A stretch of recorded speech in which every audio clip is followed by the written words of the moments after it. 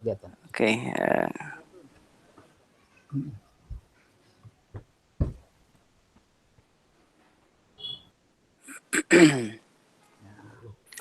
Bismillahirrahmanirrahim. Assalamualaikum warahmatullahi wabarakatuh. Waalaikumsalam warahmatullahi wabarakatuh. Innal hamdalillah nahmaduhu wa nasta'inuhu wa nastaghfiruh wa na'udzu billahi min syururi anfusina wa min sayyiati a'malina. Asyhadu an la ilaha illallah wahdahu la syarika lah wa asyhadu anna Muhammadan abduhu wa rasuluh la nabiyya ba'dah. Allahumma salli wa sallim ala sayyidina Muhammadin wa ala alihi wa ashabihi ajma'in. Amma ba'du. A'udzu billahi minasyaitonir rajim. Bismillahirrahmanirrahim. Syahrul Ramadan alladzi unzila fihi al-Qur'an hudal linnas wa bayyinatin minal huda wal furqan. Al-ayah. Yang saya hormati Gurunda Kiai Haji Alamul Huda, guru kita semua. Semoga kita semua dalam keadaan sehat walafiat. Dan rekan-rekan sekalian yang saat ini sedang berada di rumahnya masing-masing, kita semua melakukan kegiatan jauh dari berkumpul karena memang ini bagian dari ikhtiar kita untuk senantiasa terjauh dari wabah penyakit yang saat ini kita dengar sebagai COVID-19. Nah, mudah-mudahan dengan ikhtiar kita ini, dengan berkumpulnya kita walaupun dalam keadaan online seperti ini, kita mendapat keberkahan dari Allah Subhanahu wa taala, keberkahan Ramadan terutama. Amin ya Allah ya rabbal alamin. Pada kesempatan sore hari ini sudah hadir bersama kita semua Kiai Haji Alamul Huda atau biasa disebut Gus Huda dengan akrabnya. Begitu beliau sebagai pengasuh pondok pesantren Al Rashid yang telah banyak membimbing kita dalam menjalankan agama Islam di khususnya terutama di Kabupaten Bojonegoro ini dengan berbagai peran yang beliau emban. Mudah-mudahan kita pada sore hari ini mendapat pencerahan yang baik, mendapat hidayah dari Allah Subhanahu wa taala melalui perantara ngabuburit pada sore hari ini.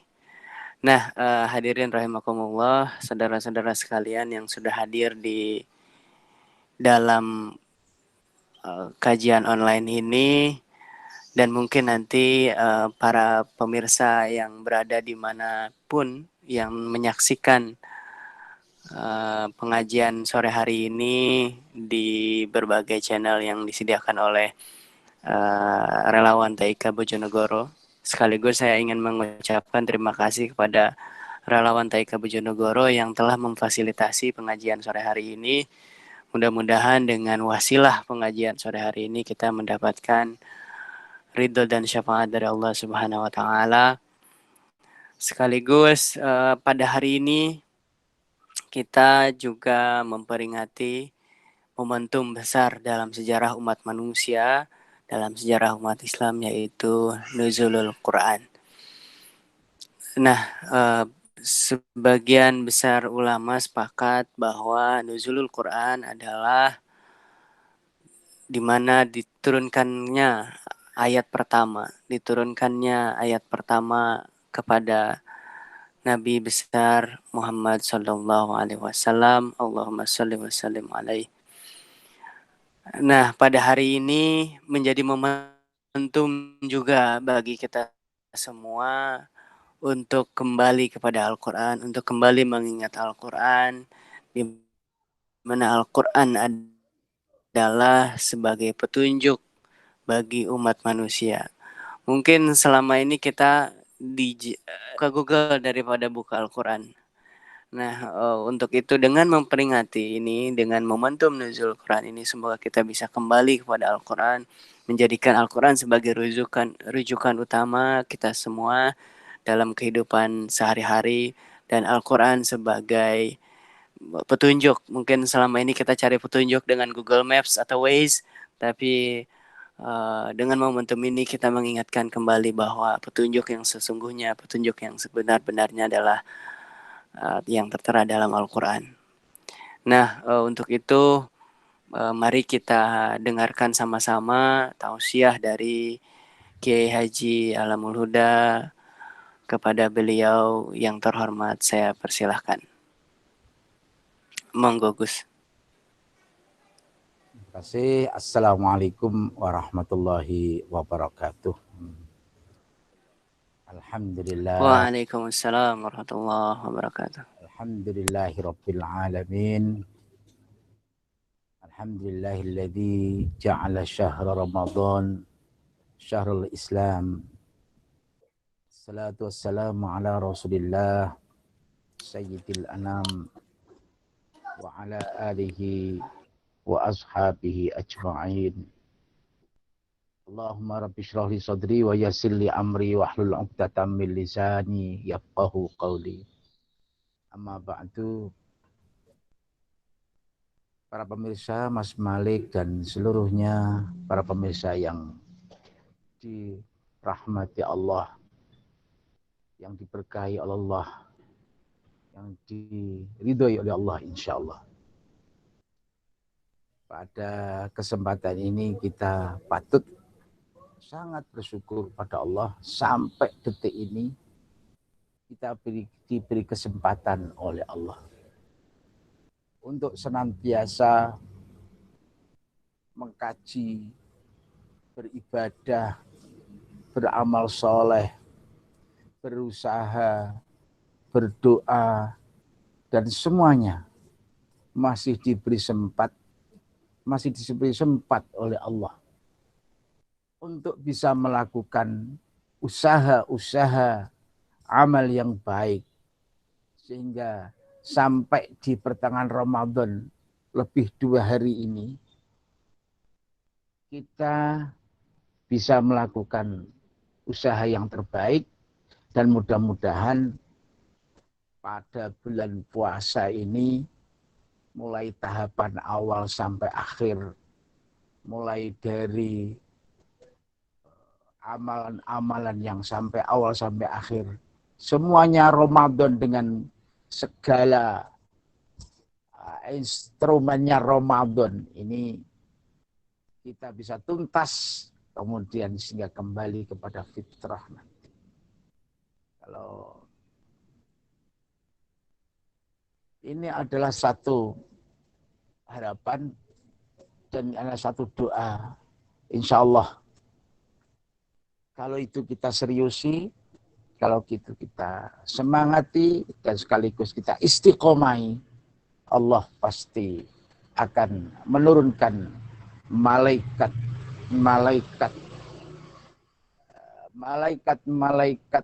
yang akan mencatat amal yang kita usahakan.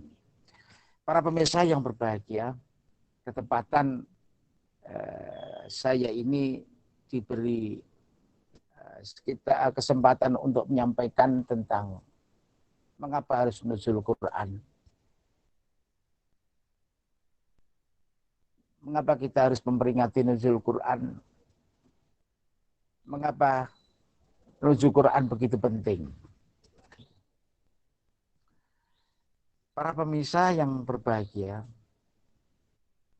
di dalam Al-Quran disebutkan Alif Lam Mim, dzalikal kitabu la raiba fih hudan lil muttaqin. Dzalikal kitab, Quran ini, kitab ini, zikra ini, karena nama Al-Quran itu ada yang nama zikra, kemudian ada namanya Quran, kemudian adanya nama kitab. Jadi kitab ini, Quran ini, la raiba fih. Tidak ada keraguan di dalamnya. Artinya, Al-Quran adalah hudan lil muttaqin. Quran itu petunjuk bagi orang-orang yang bertakwa. Para pemirsa, kenapa harus nuzul Quran? Peringatan nuzul Quran, ngapain perlu kita ingatkan? Sebagaimana saya sampaikan tadi, Alkitabu hudan linnas. Buku ini, kitab ini sebagai petunjuk manusia. Hudan linnas. La raiba fih, tidak ada keraguan di dalamnya. Di mana siapapun yang beriman, mengaku dirinya beriman kepada Allah, pasti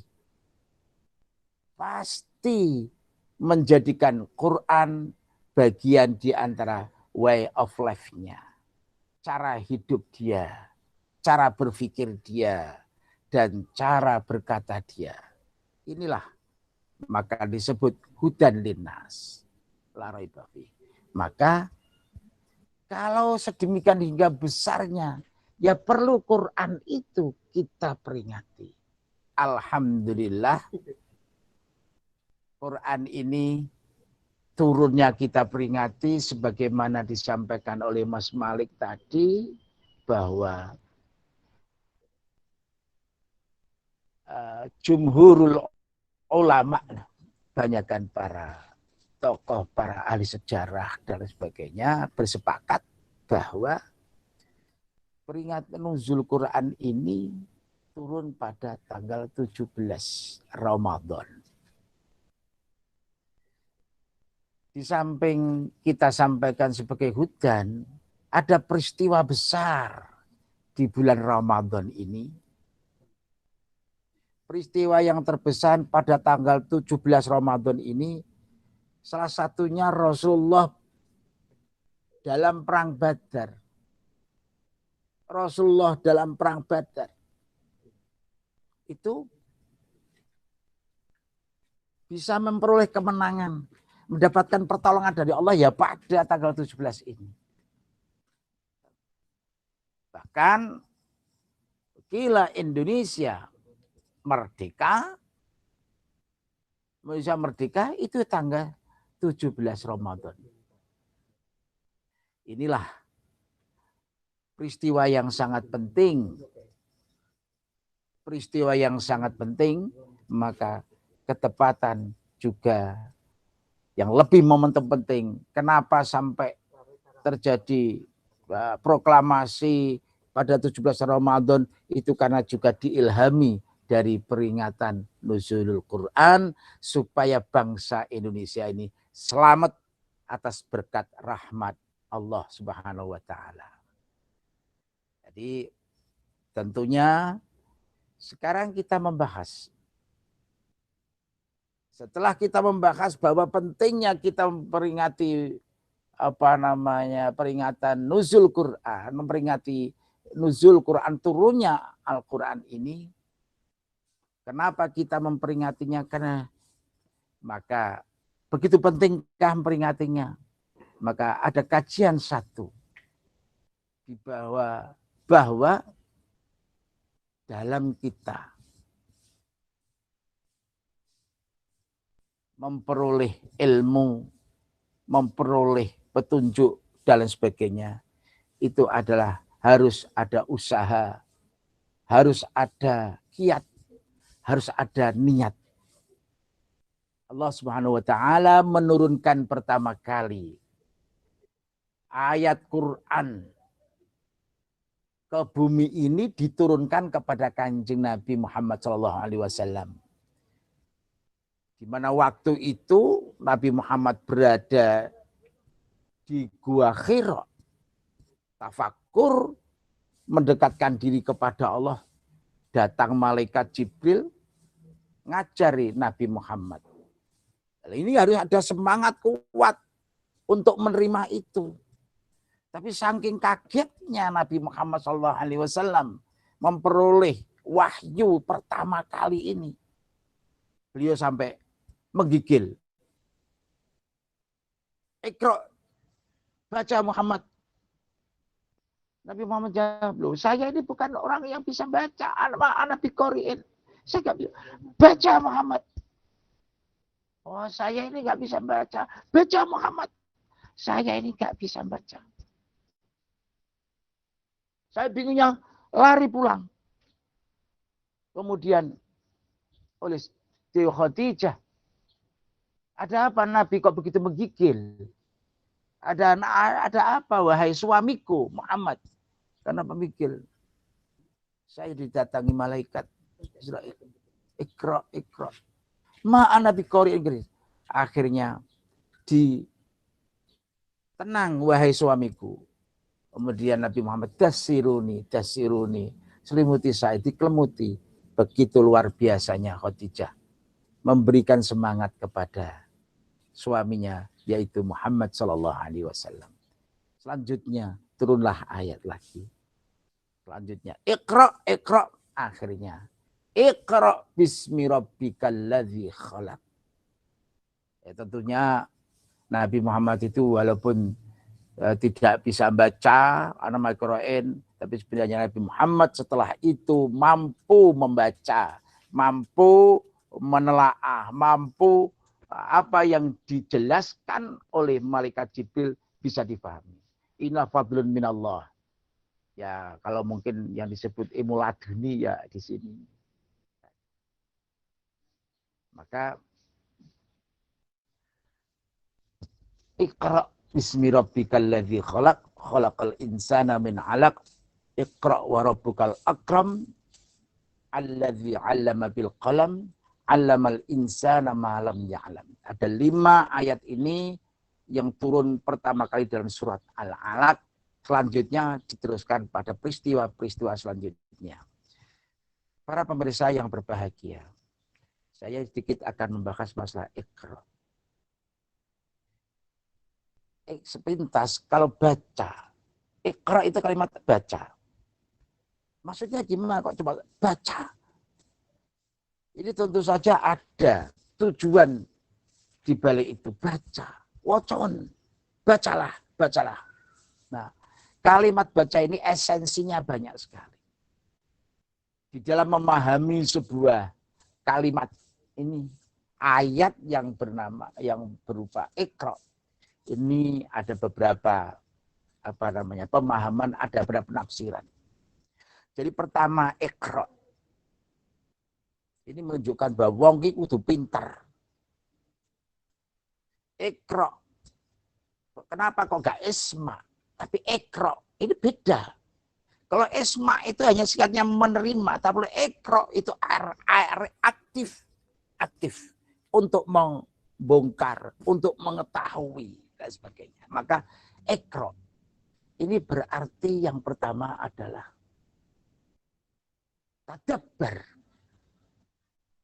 Maksud Iqra tadabbar itu apa? Iqra, perhatikanlah. Jadi begitu ada peristiwa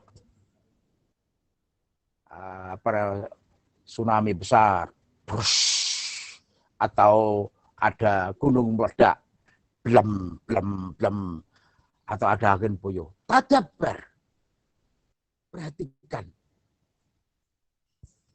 Oh, ini ada gunung meledak. Oh, ini ada angin puyuh.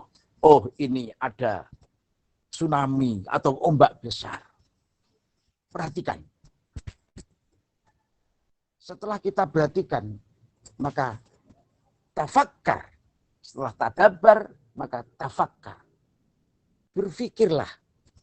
Ini kira-kira penyebabnya ini adalah apa? Ini penyebabnya apa? Kok bisa terjadi ini? Kenapa terjadi tsunami? Kenapa terjadi gunung meledak? Kenapa jadi angin? Kenapa jadi banjir besar? Maka tafakkar, berpikirlah. Setelah kita berpikir, kenapa terjadi? Kemudian kita bisa memperoleh sebuah pengetahuan. Penyebabnya adalah banjir bandang. Manusia berbuat semaunya sendiri. Manusia berbuat seenaknya sendiri. Pembalakan liar, main potong, laut, sedemikian hingga pastinya bahwa ini mempunyai efek ekosistem yang tidak stabil, angin puyuh, dan lain sebagainya. Setelah kita berpikir gitu, maka muncullah tafakkur. Kita bisa merenungkan. Seharusnya setelah manusia melakukan kerusakan semacam ini, peristiwa terjadi semacam ini, kita ini harus seperti apa? Harus meresapi, menyadari, dan sebagainya. Itulah yang disebut tadzakur. Kemudian yang selanjutnya adalah sebuah usaha, yaitu yang kita sebut dengan senantiasa kita menyerahkan diri. Yang keempat ini adalah kita as-sa'yu wal husul ilar ridho.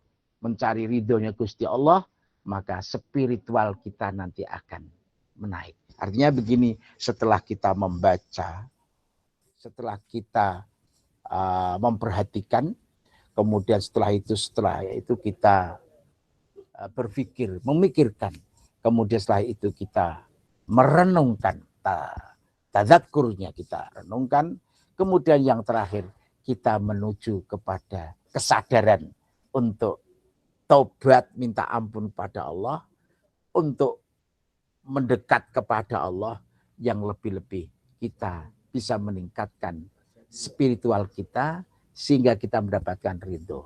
Jadi arti daripada Iqra ini luas sekali. Berpikir kejadian alam semesta. Ini bisa meningkatkan keimanan kita. Seperti adanya kilat dan sebagainya. Pastinya harus berpikir. Awalam yaral ladzina kafaru annas samawati wal arda kanata ratqan fafataknahuma wa ja'alna minal ma'i kulla syai'in hayyin afala. Apakah orang-orang yang ingkar kafir itu tidak mengerti bahwa sebenarnya langit dan bumi sebenarnya pisah, jadikan satu, kemudian jadikan setiap kehidupan yang di dunia bisa hidup oleh air. Ini kalau orang berpikir, pasti akan, oh ternyata Allah itu luar biasa. Ternyata Allah itu maha, super maha semuanya. Dan semuanya lah, kejadian alam ini kita baca dengan arti sebenarnya. Itulah akan menimbulkan keimanan, akan menimbulkan ketakwaan. Makanya di dalam surat tadi Al-Baqarah ayat pertama tadi Alif Lam Mim, kemudian yang kedua dzalikal kitabu la raiba fih, orang yang beriman pasti dia akan meragukan tentang Al-Qur'an. Yang meragukan Al-Qur'an maka dia tidak bisa disebut sebagai orang yang iman. Dia tidak bisa disebut orang yang ahli iman. Dia bisa jadi disebut oleh orang kafir. Kalau dia mengatakan iman, itu hanya omong kosong saja. Artinya bahwa gini, kitab ini tidak bisa diragukan lagi. Jangan pernah meragukan Al-Quran. Karena sedikit pun meragukan Al-Quran, berarti kita sudah kufur. Lalu, maka ketika kita tidak ragu lagi dengan Al-Quran, maka apa yang ada dalam Al-Quran, hudan, pasti jadi petunjuk cara hidup kita. Ya Allah, mudah-mudahan dengan peringatan nuzul Quran ini, sampai kita turunnya Al-Quran aja kita peringati kok. Kita tidak percaya itu bagaimana logikanya. Ya kalau Quran turunnya Quran saja kita perhatikan. Kita peringati, baca Quran dan sebagainya. Dan maksudnya apa? Kan kita percaya bahwa Al-Quran itu mutlak benar. Dan betul-betul tidak ada keraguan.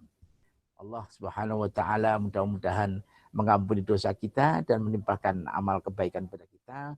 Pada bulan Suci Ramadan ini mudah-mudahan ada kebaikan yang ada dan datang pada kita. Demikian, mohon maaf. Mudah-mudahan ini salah satu di antara sedikit pencerahan yang mungkin bisa menjadi satu motivasi bersama kita. Usikum wa iyaya nafsi. Tentunya bitaqwallah dan juga bil iman.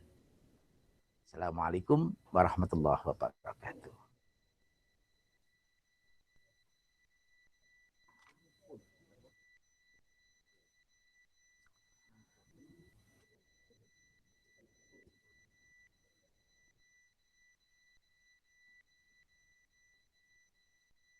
Tidak dengar ya? Suaranya Mas Malik belum kedengaran. Ya. Belum kedengaran, Mas.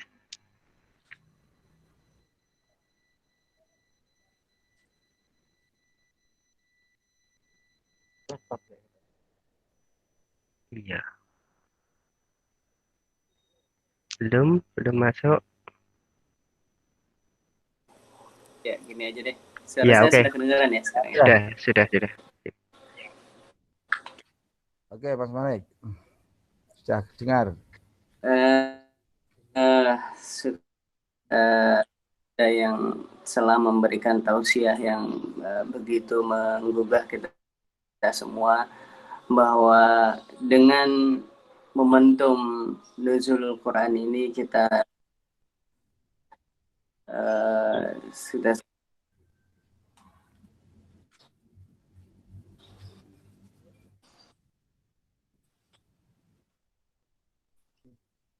momentum nuzulul Quran ini menandakan salah satu ciri bahwa kita beriman kepada Al-Quran, yang itu juga menandakan bahwa kita masih dalam hati yang beriman. Tadi sempat disampaikan oleh Pak Yai bahwa momentum mempercayai Al-Quran itu adalah seperti yang disyaratkan dalam ayat pertama surat Al-Alaq itu, bahwa Iqra itu ada 4 hal. Yang pertama adalah membaca, memperhatikan, lalu kemudian memikirkan dan juga merenungkan. Dengan 4 hal ini kemudian muncul kesadaran untuk kita semua mengingat Allah Subhanahu wa Ta'ala, taubat kepada Allah Subhanahu wa Ta'ala, dan berpikir untuk meningkatkan keimanan kita. Jadi dimanapun kita, keilmuan apapun yang kita geluti, bidang saintifik apapun yang kita dalami, itu semata-mata untuk mengingatkan kita, mengembalikan pikiran kita bahwa kita ini adalah ciptaan Allah Subhanahu wa Ta'ala.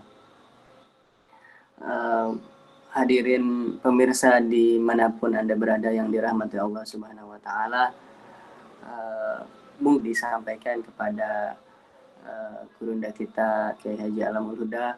Monggo dipersilahkan. Di sini sudah ada beberapa, perlu diketahui juga bahwa tayangan kita pada sore hari ini, pengajian online kita pada sore hari ini ditayangkan juga di Facebooknya RTIK Live, Facebook RTIK. Teman-teman yang mungkin belum bisa bergabung bisa menyaksikan lewat live Facebook ini. Dan juga nanti tayangan ini telah direkam dan akan ditayangkan di YouTube channelnya RTIK Bojonegoro. Monggo teman-teman yang ingin mengajak saudara-saudaranya, rekan-rekannya, sejawatnya, kenalannya di sore hari ini bisa forward linknya, membagi ke mereka-mereka yang belum bisa bergabung pada sore hari ini. Baik, sambil menunggu pertanyaan, ini Pak Yai masih on the line?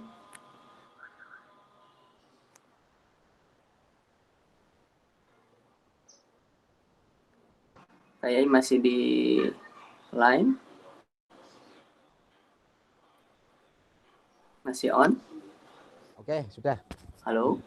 Halo. Ya masih dong.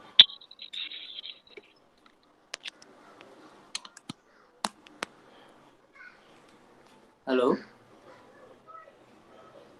Halo. Ya. Halo. Udah Mas Malik, akunnya Gus Huda sudah aktif. Apa suara saya Eh, kedengaran? Ya, ya ya, baik. kedengeran. Mungkin sambil menunggu pertanyaan, pertanyaan dari peserta sore hari ini. Suara saya kedengaran? Baik. Mungkin gini, ada pertanyaan dari saya. Sebetulnya apa sih implementasi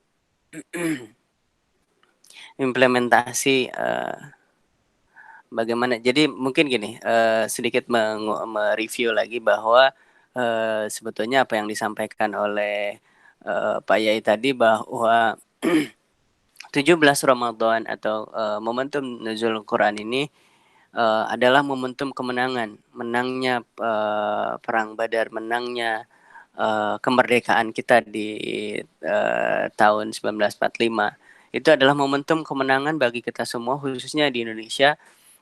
Dan pada hari ini kita sedang berada dalam keadaan terserang wabah gini. Mungkin ini bisa jadi salah satu momentum kita untuk memenangkan kembali keadaan normal kita tanpa adanya wabah. Nah, Pak Yai, ini mungkin satu pertanyaan sebelum nanti menunggu pertanyaan dari para peserta yang hadir yang sudah bergabung pada sore hari ini. Pertanyaannya adalah bagaimana implementasi mungkin bagi generasi milenial dalam mewujudkan kecintaannya ke dalam Al-Quran. Seperti apa sih yang harus dilakukan gitu? Apa kira-kira yang harus dilakukan oleh generasi milenial sini yang semuanya sudah serba gadget, bahkan baca Al-Quran pun dari handphone gitu. Itu apa nilai-nilai apa yang harus dikuatkan lagi oleh generasi milenial di era digital ini? Monggo Pak Yai.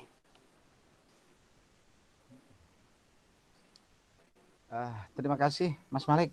Ini sebuah pertanyaan yang luar biasa, yang sangat bagus. Karena tantangan generasi muda saat ini adalah sekian banyak kompleksitas yang mulai dari cara berpikir, mulai cara bersikap, juga mulai bertutur kata. Fakta yang nyata sekarang ini adalah ilmu pengetahuan dan teknologi, terutama sekarang informasi, yang memakai IT yang luar biasa ini sudah menjebol kepada semua lini, tidak hanya kaum milenial, tapi juga after milenial dan before milenial. Siapa itu after milenial? After milenial ya sing sepuh itu before milenial itu ya anak-anak yang belum nyampe kepada standar umur pemuda. Nah, saat ini momentum peringatan nuzul Quran ini harus dijadikan satu kesadaran, harus dijadikan satu pijakan bahwa dengan merenungkan apa yang ada di dalam Al-Quran, dengan berpikir dan membaca apa yang dalam Al-Quran, ini mempunyai implikasi yang luar biasa. Sehingga mereka ketika mau mengimplementasikan apa yang jadi paham mereka, ini bisa dilakukan setiap hari dan setiap kapanpun. Sebagaimana saya sampaikan, ketika mau merenung dan membaca Al-Quran terus menerus, walaupun sekali lagi tidak terlalu merenung di dalam baca Al-Quran karena mungkin belum mampu, tapi kalau mau baca Quran terus, ini mempunyai impact luar biasa. Banyak orang yang tidak tahu arti tapi merasakan. Ini kan Ini kan ada. Jadi tidak bisa menjabarkan tapi bisa merasakan. Itulah Al-Quran. Syifa'un dan bizikrillah, dengan baca Quran ya itmi'nal qulub. Nah, sekarang anak muda sekarang ini tantangannya banyak. Mereka banyak berpikir, saya ini harus seperti apa? Gitu. Saya harus kemana? Dan saya ini bagaimana? Terus ini banyak pertanyaan-pertanyaan yang ada ini, tentunya kembalilah kepada baca Al-Quran. Kembalilah dengan melaal Al-Quran.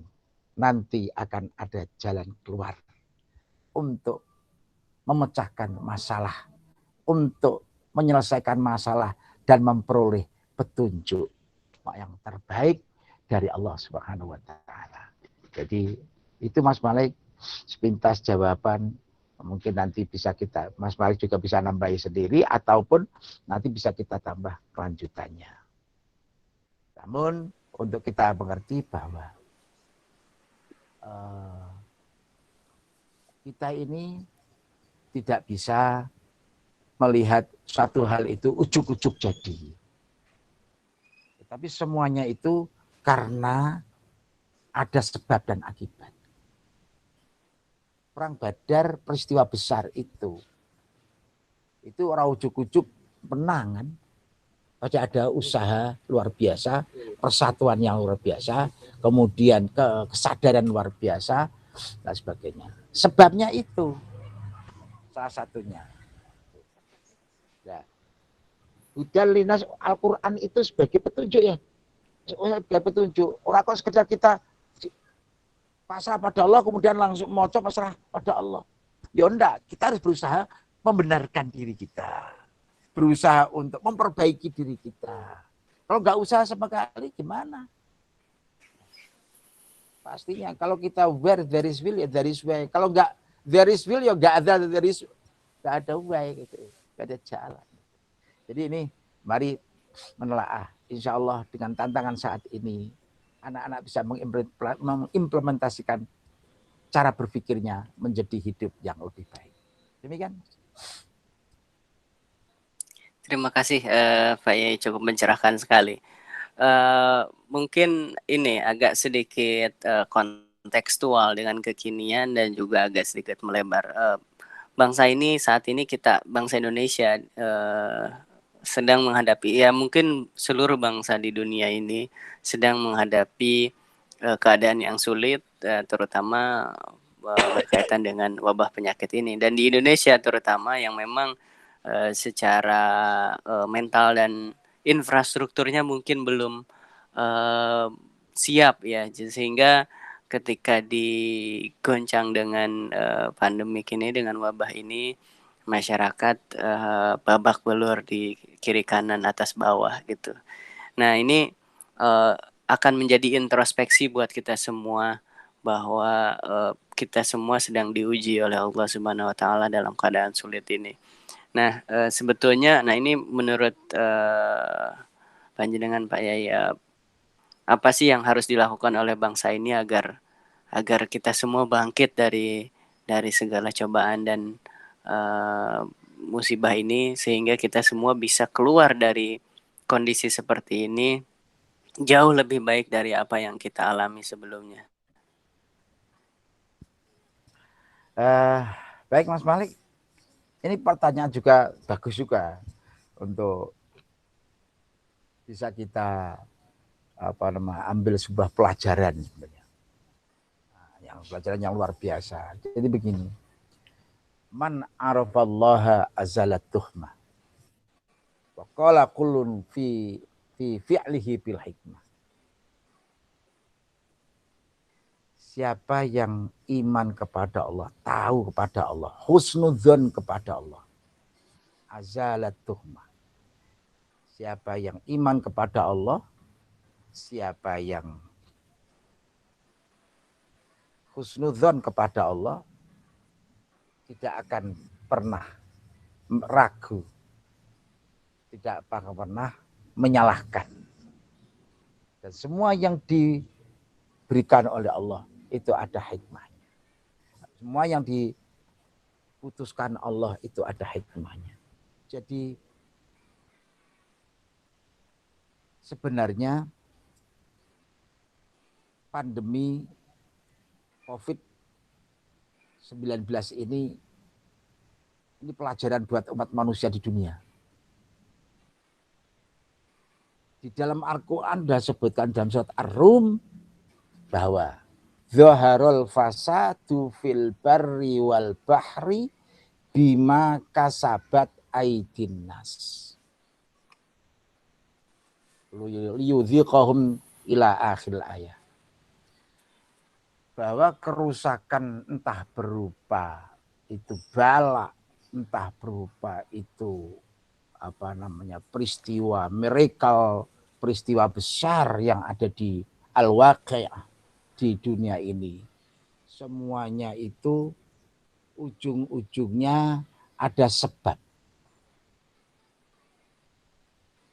Tadi liyudhiqahum, supaya semuanya itu merasakan kalau kamu melakukan sesuatu yang enggak benar secara kemanusiaan, tatanan dunia tidak kamu jaga dengan baik sebagai khalifah fil ardi, maka dari unsur-unsur sekian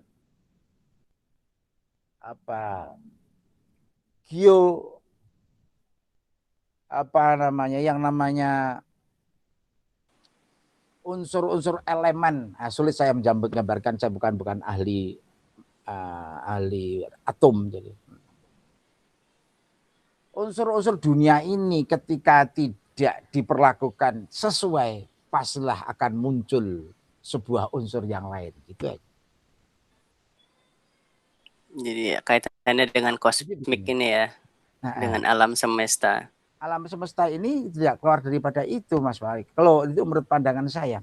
Terus yang tentunya partikel-partikel. Nah, muncul partikel baru kan ketika partikel yang lain tidak seimbang kan itu. Sehingga itu muncul sebuah makhluk yang lain, muncul sebuah genetika lain yang memunculkan dari peristiwa itu. Entah itu peristiwa disengaja maupun tidak sengaja, itu direkayasa maupun tidak direkayasa. Inti daripada itu adalah semua adalah akibat perbuatan manusia. Nah, tentunya kita sebagai umat manusia dunia ini disebutkan wattaqu fitnatan la tusibannal ladzina zalamu minkum khassah wa'lamu annallaha syadidul iqab. Ini mau yang mungkin yang membuat kerusakan itu ya bukan orang A atau B, mungkin C yang membuat. Tapi C ini mengakibatkan kerusakan luar biasa pada A dan D. La tusibannal ladzina zalamu minkum khassah. Di ora kena kono awakmu tok, tapi kabeh kena semua. Ini akibat salah satu. Ini umpama contoh aja. Sampean nganggo sabuk bom, tapi orang sekitar kamu itu tidak berbuat dosa. Bomnya diledakkan kira-kira yang kena sampean tok atau kabeh. Kabeh kan kena. Banjir penyebabnya adalah orang yang motongi kayu seenaknya sendiri. Orang yang nggak pernah Gali motong pasir. kayu. Pasir juga gitu terjadi ambrol kan ya. Nah itu yang sing kena longsoran itu orang kok. Lah wong sing apa biasanya biasa-biasa saja, jual beli tahu, tahu-tahu rumahnya ambruk gara-gara perbuatan orang yang gali sembarangan.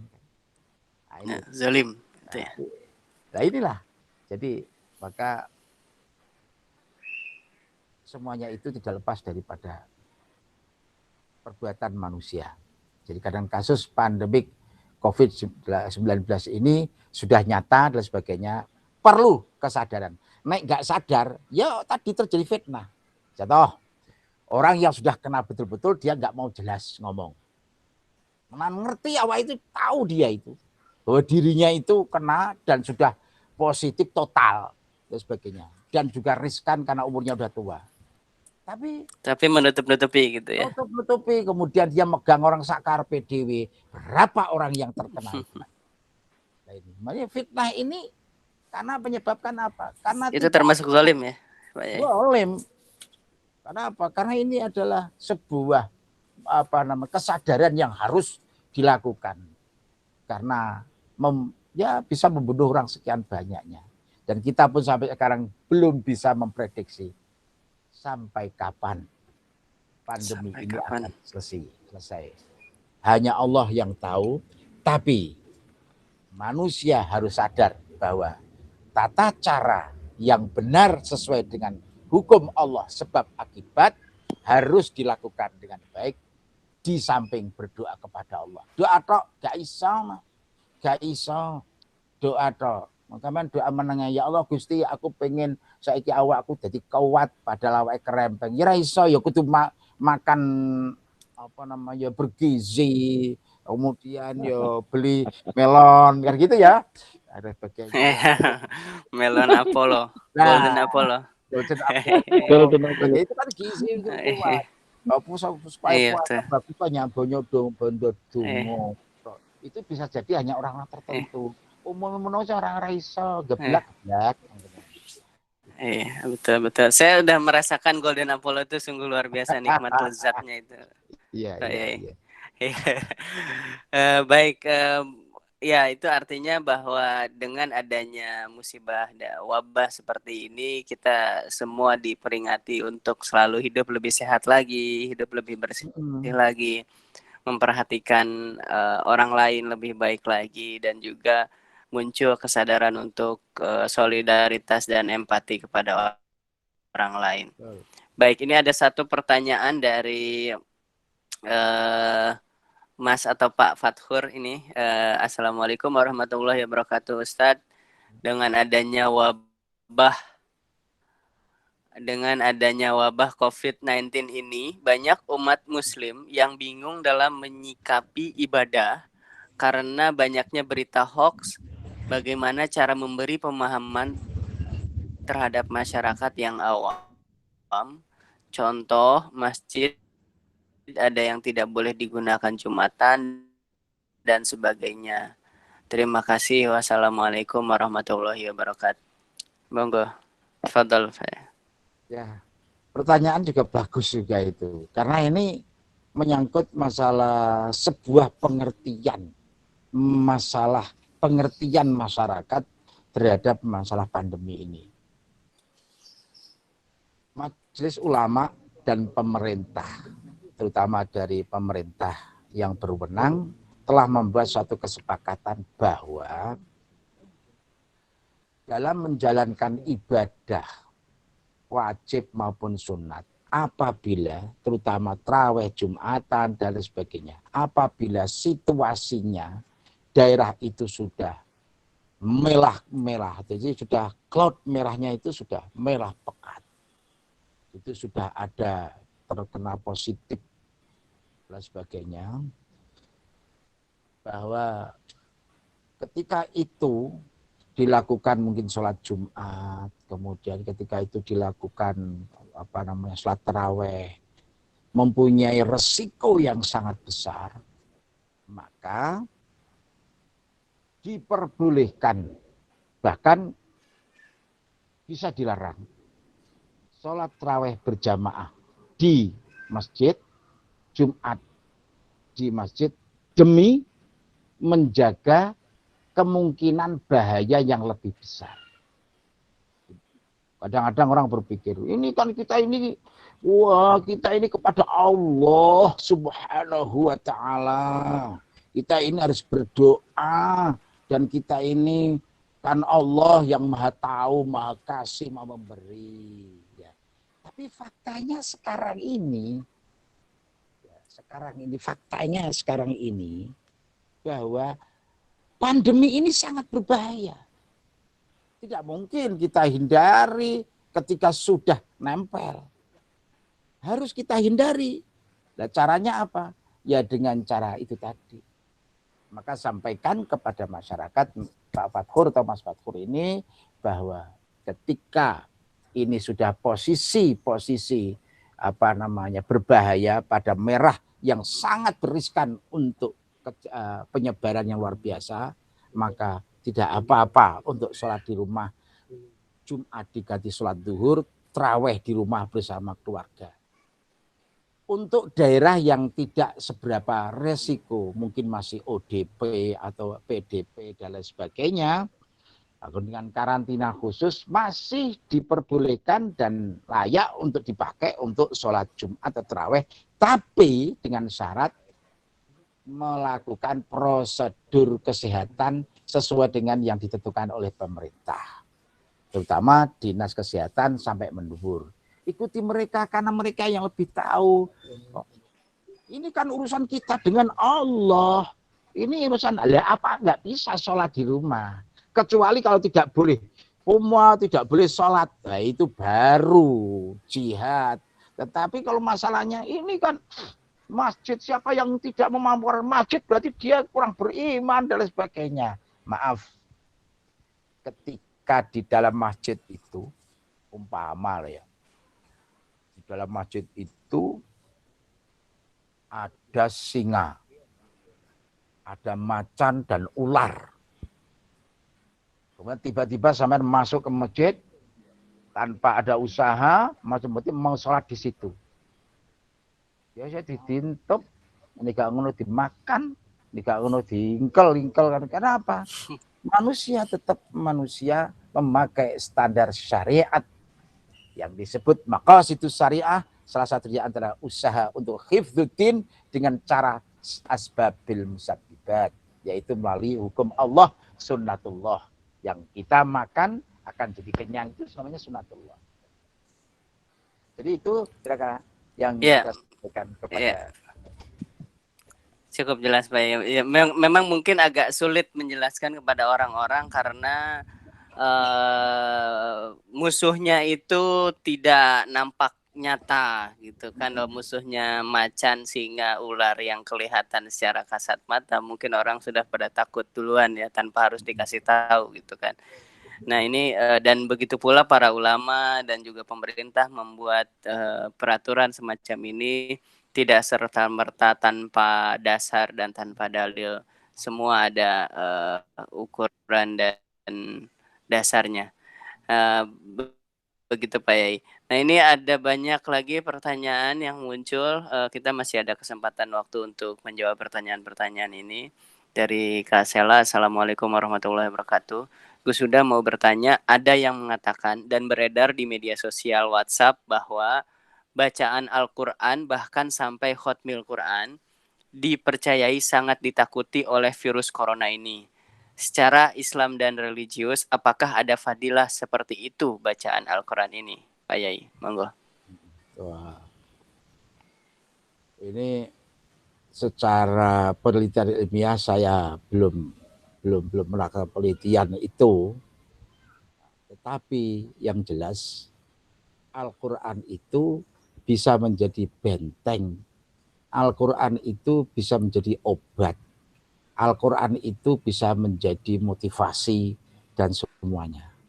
Jadi kalau Kak Sela tadi menyampaikan bahwa mungkinkah atau dengan bacaan Al-Quran ini mungkinkah bahwa COVID itu bisa sirna dengan takhtimul Quran dan sebagainya itu.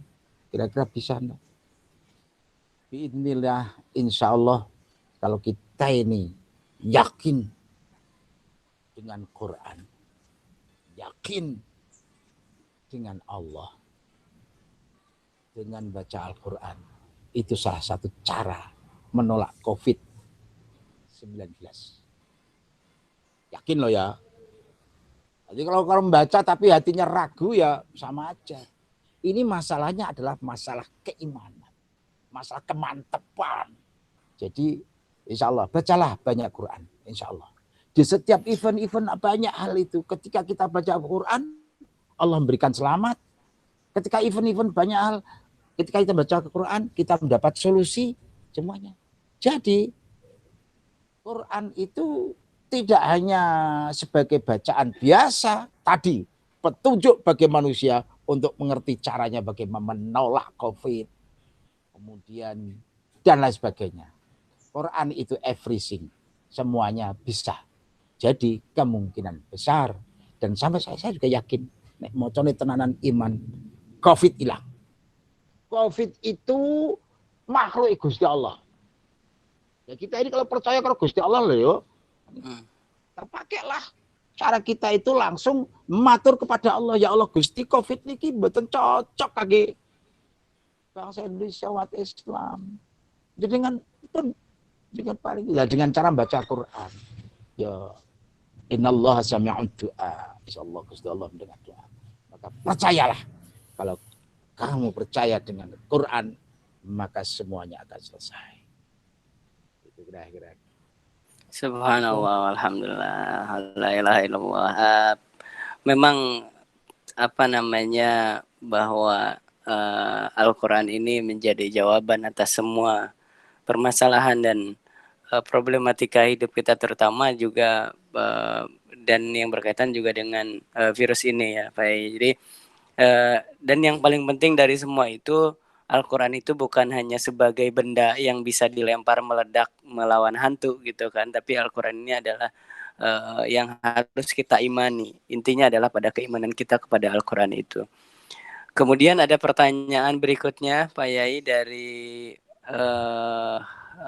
Husnatul Mawadah. Mohon maaf ini Pak Yai, gimana kalau pesantren-pesantren dibikin studi banding dari sekolah-sekolah umum agar ada kolaborasi? Tentu pesantren tersebut harus punya nilai tawar yang menarik untuk dikunjungi dan tertarik belajar bareng. Mungkin itu salah satu strategi menyelamatkan generasi kita. Ya, ini mungkin agak sedikit berbeda pertanyaannya dari yang tadi. Ini tentang bagaimana pesantren menjadi strategi menyelamatkan generasi kita, generasi milenial, generasi Y, generasi Z, generasi Alpha dan seterusnya. Bagaimana Pak Yai? Oke. Ini sebuah tantangan dari pesantren.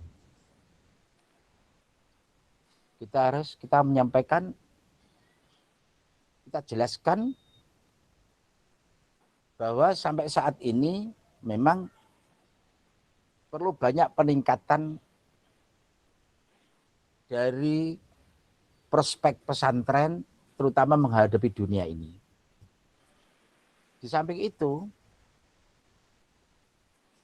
dari non pesantren itu sendiri juga perlu banyak sebuah pemahaman menuju kepada kesadaran beragama. Bahwasanya fakta yang nyata dengan segala kekurangan yang ada pada pesantren, pesantrenlah menjadi benteng akhlaknya bangsa, benteng ideologi bangsa, benteng penyelamat bangsa. Itu fakta yang tidak bisa dibantah. Itu fakta. Tentang beberapa hal yang perlu dikolaborasikan antara katakanlah sekolah umum dan sekolah pondok ini. Sebenarnya dikotomi itu saya pikir sudah tidak ada saat ini, karena itu hanya bagian di antara justru menjauhkan kita dari pemahaman Islam yang sebenarnya. Jadi begini, sekarang ini sudah banyak pesantren-pesantren yang sudah bermunculan, bahkan melesat jauh daripada sekolah negeri yang ada. Jauh melesat. Ini adalah sebuah prestasi kesyukuran. Di samping ada beberapa pesantren yang perlu banyak peningkatan penguatan. Untuk menjadi satu kesadaran bersama. Ini sangat bagus nih Mbak siapa tadi? Mbak Mawadah. Husnatul Mawadah. Husnatul Mawadah. Sangat bagus apabila ada studi banding dari sekolah umum ke pesantren supaya ada dialog yang bagus. Kalau sekarang ini dialog kayak pakai live pakai acara pakai IT semacam ini. Kemudian dari pesantren ke lembaga pendidikan yang sekiranya dunianya maju. baik dari segi ilmu pengetahuannya yang ada. Ini bisa dikolaborasikan, tetapi sebenarnya yang perlu kita sadari bersama-sama, semuanya pendidikan itu ujung-ujungnya adalah bukan sekedar ilmu pengetahuan, tapi pendidikan, yaitu penanaman kepribadian, akhlakul karimah, keimanan dan ketakwaan. Itu prinsip. Soal ilmu pengetahuan itu bisa diambil dari mana-mana, termasuk ya baik di sekolah maupun di Google. Sekarang ini Google ini koyo kitab, sudah koyo kitab suci kadang-kadang. Apa-apa golek kok Google. Apa-apa Google. Bahkan kita cari hadis sekarang ini ya di Google. Ya wes pokoknya Google. Mbah Google ini pancen rambutnya gondrong tenan ya. Jadi gitu Mbak. Jadi ayo silakan nanti pondok pesantren meningkatkan diri insya Allah. Dan alhamdulillah saya ini mengelola membina 3 pondok pesantren. Yang pertama pondok pesantren Al Rasyid yang saya sekarang ini adalah ini yang santrinya sudah 1.800, yang menetap sudah 1.000.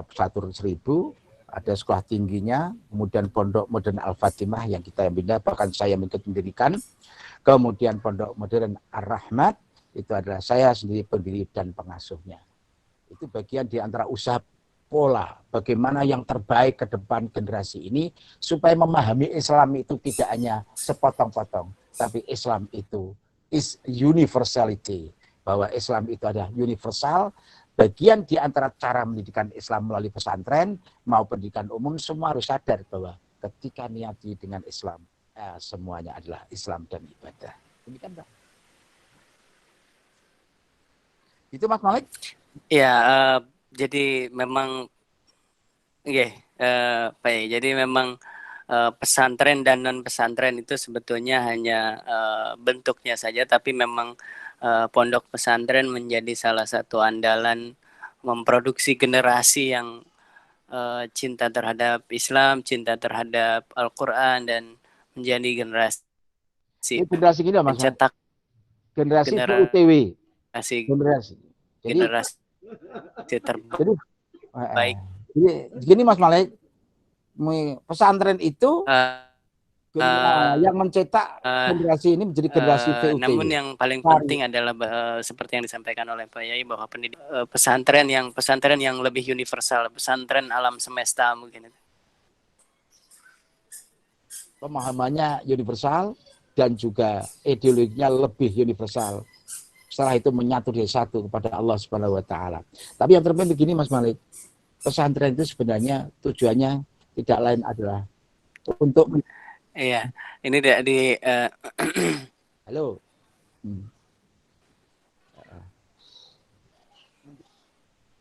Ya, putus-putus ini, tapi sudah terdengar jelas.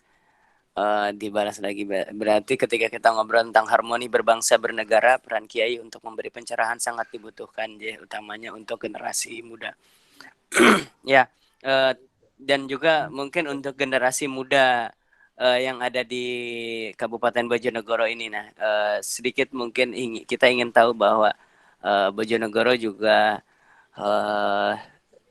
sedang mengalami fase proses bangkit pembangunan ya. Jadi dari beberapa tahun yang lalu Bojonegoro sekarang kemudian banyak perubahan, banyak pembangunan, banyak hal yang menjadi kemajuan, walaupun mungkin Bojonegoro majunya sejengkal demi jengkal gitu, termasuk lambat.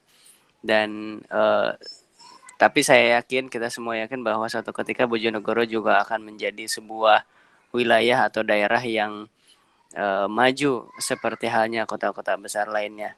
Nah, menurut Pak Yai sendiri, apa sih yang harus disiapkan oleh Kabupaten Bojonegoro, terutama generasi yang muda, untuk kemudian bisa menjadikan Bojonegoro ini sebagai daerah yang rahmatan lil alamin? Itu Mas Malik ya. Jadi begini Mas Malik. Bahai anak-anakku, para pemuda, sampean harus pintar. Pengen Bojonegoro maju, awakmu kudu pintar. Bangsa ini sedang membutuhkan orang-orang kuat. Orang-orang yang pintar, tapi tanda petik pintar yang benar. Bangsa ini sedang membutuhkan orang-orang pintar terbenar. Kalau pintar saja, bangsa Indonesia nggak butuh. Nggak butuh bener. Bojonegoro nggak butuh orang pintar. Nek dia nggak bener. Indonesia ini juga begitu. Nggak ada artinya kita punya pintar tapi nggak bener. Karena orang pintar yang tidak bener bisa berbahaya, bahkan merusak daerahnya ataupun merusak negara. Bahkan kadang-kadang kita lebih baik orang apa tak pintar tapi benar. Itu maksudnya gimana? Kita ini kalau melihat dari ketika lagu Indonesia Raya, bangunlah cewanya, bangunlah badannya untuk Indonesia. Itu artinya apa? Semua langkah yang kita lakukan, membangun fisik apapun, landasannya, fondasinya harus akhlak, harus kepribadian, harus militan. Kalau itu tidak terjadi, jangan pernah berharap. Karena prinsip untuk menjadi bangsa yang maju adalah kepribadian yang maju. Pribadian dulu, bangun kepribadian dulu, bangun akhlak dulu, bangun ilmu pengetahuan dulu, baru praktek, diwujudkan dalam bentuk fisik. Kita ini berjalan, mau berjalan ke Surabaya, tapi tidak punya akhlak, tidak punya ilmu menuju Surabaya. Bisa jadi kita berangkatnya ke Surabaya bukan kok lewat Babat, tapi sejadinya kita ini ke Bogor. Ya kan? Apalagi tidak diberani, udah tahu tapi nggak ngerti akhlak. Di tengah jalan dia bengak-bengok, udah tidak jadi di tempat, malah cekel polisi. Nggak jadi tempat. Ya Mas Malik. Karena tidak berakhlak. Atau di tengah jalan dia jarah, di tengah jalan dia itu ngantemi wong, dan sebagainya. Sepinter apapun dia, nek DIP akhlaknya kurang bagus, gak akan nyampe tujuan. Bangsa ini juga begitu Mas Malik. Kalau bangsa ini tetap banyak pengkhianatnya, tidak membawa bangsa maju, dia mementingkan diri sendiri, maka kita tidak punya harapan Indonesia untuk menjadi bangsa yang hebat. Akan tetapi, kalau kita mampu menjadi bangsa yang berakhlak, berilmu pengetahuan, ojo maneh kok negara sekitar, dunia akan kita bisa kuasai dengan karakter luhur bangsa Indonesia. Ya gitu Mas Malik. Kalau enggak gitu gimana? Maka untuk membangun Bojonegoro ini, pinterlah. Iya. Artinya pendidik.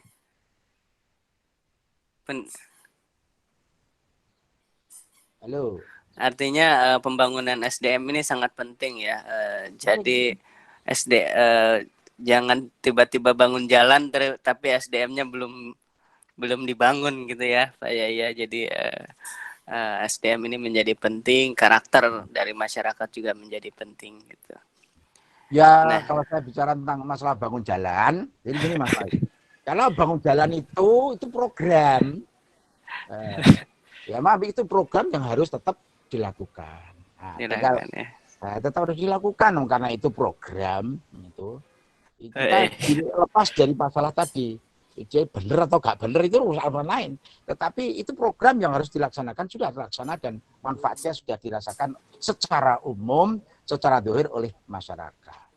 Tapi yang bagi kami pesan pada para generasi itu, para generasi kita, you are mirror of tomorrow. Sampean ini adalah cermin masa depan. Artinya begini, bagi para pemuda, mungkin kalau ada yang mendengar kalimat saya ini, kalau mendengar ini. Kalau sekarang ini sampean semua, anak-anakku semua ini bagus, akhlaknya bagus, ilmu pengetahuannya bagus. Nanti ke depan akan jadi orang hebat.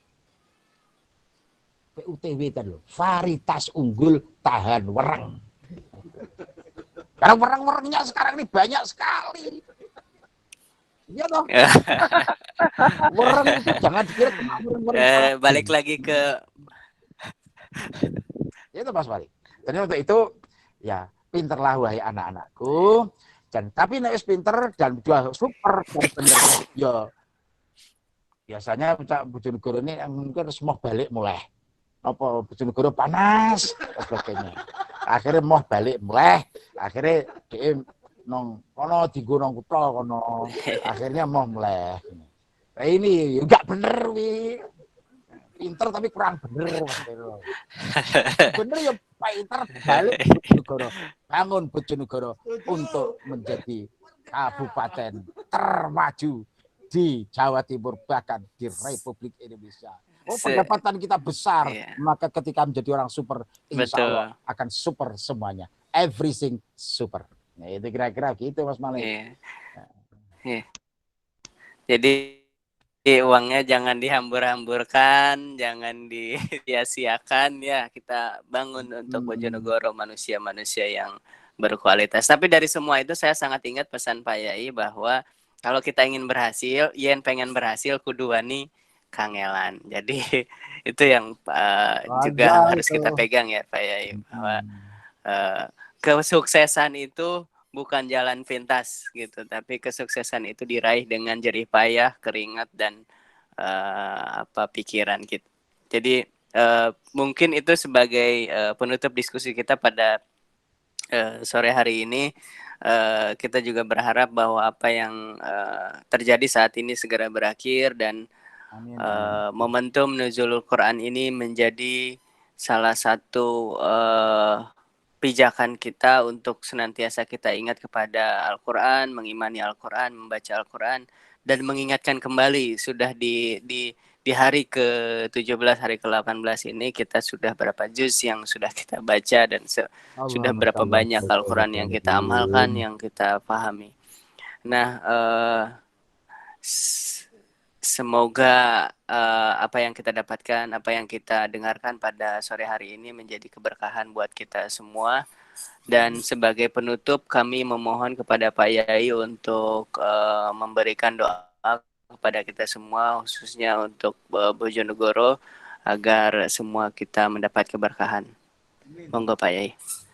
Mari bersama-sama kita berdoa, ya Allah, sing ngamini, terutama ngamini tenan, insya Allah jedul. Tapi kalau amin enggak tenanan, enggak marah nyampe.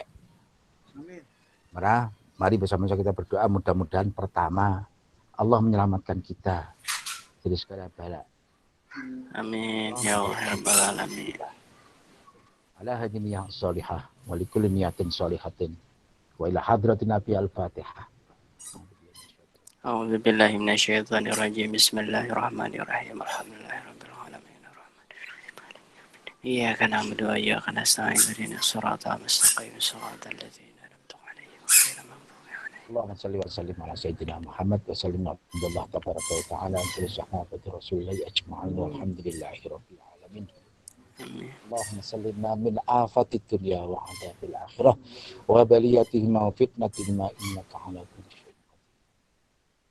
Allahumma adfa'al al-bala' wal waba' wal bakhsha' wal munkar wal fitan ma dhahara minha wa ma batan fi baladina hadha Indonesia wa fi dairatina hadha Bojonegoro. Idfa'an al-bala' Amin ya Allah. khasah fi biladina wa dairatina Bojonegoro. Innaka ala kulli syai'in qadir. Allahumma inna na'udzubika min jahdil bala' wa tarakis syaqa wa su'il qada wa syamatatil ata innaka ala kulli syai'in qadir. Ya kashifal gham, ya tarikal ham, antal mustaka wa ilaka tukla balik maqasidana hasilna fi qulubina anta maqsuduna ibaqamatul taqabbal tu'ana wa raja'na innaka antas samiul alim wa tub 'alaina tawwabur rahim. Rabbana atina fid dunya hasanah wa fil akhirati hasanah wa qina adzabannar. Alhamdulillahirabbil alamin. Assalamualaikum warahmatullahi wabarakatuh. Amin. Waalaikumsalam warahmatullahi wabarakatuh. Syukran jazakallah khair. Semoga sekali lagi saya berdoa untuk kita semua. Semoga apa yang kita harapkan, apa yang kita inginkan disegerakan oleh Allah Subhanahu wa taala, dan segala kesulitan yang kita hadapi mendapatkan solusi, mendapatkan jawaban dari Allah Subhanahu wa taala. Dan semoga kita semua masih diberi kekuatan, masih diberi keimanan di dalam dada kita, agar kita bisa melalui hari-hari sisa di bulan Ramadan ini dengan semaksimal mungkin dalam ibadah, semaksimal mungkin dalam mencari keberkahannya, dan walaupun kita harus tetap berada di rumah.